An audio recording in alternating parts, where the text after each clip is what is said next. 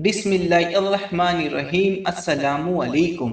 आज हम जानेंगे अल्लाह के रसूल ने रमज़ान होते हुए भी रोज़े रखने से मना क्यों फरमाया और साथ ही वो कौन से दो दिन हैं जिसमें नफली रोज़े हों या कज़ा रोज़े हों नहीं रख सकते।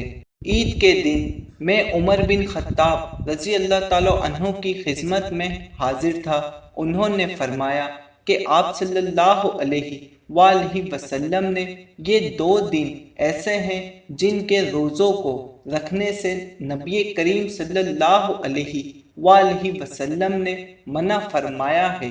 वो ये हैं कि रमज़ान के रोज़ों के बाद जब अफ्तार का दिन यानी ईद उल फितर का दिन आता है और दूसरा वो दिन जिसमें तुम अपनी कुर्बानी का गोश्त खाते हो यानी ईद उल अज़हा का दिन, इस दिन अल्लाह के रसूल ने रोज़ा रखने से मना फरमाया क्योंकि ईद का दिन अल्लाह ताला की तरफ से रोज़ेदार के लिए खुशी का दिन होता है।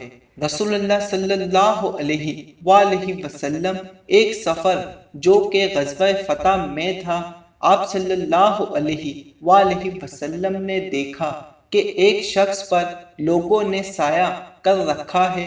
आप सल्लल्लाहु अलैहि वसल्लम ने दरियाफ़्त फरमाया कि क्या बात है।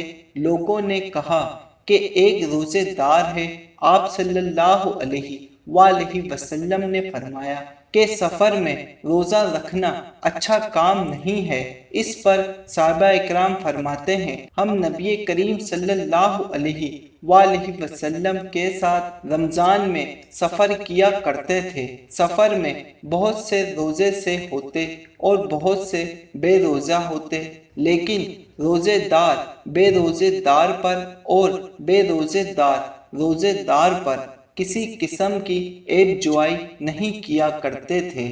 जज़ाकल्लाह। अगर से आप भी हदीस मुबारक सुनने और समझने का ज़ौक़ और शौक़ रखते हैं तो चैनल को सब्सक्राइब कर लें। वीडियो पसंद आने की सूरत में एक लाइक ज़रूर कर दिएगा।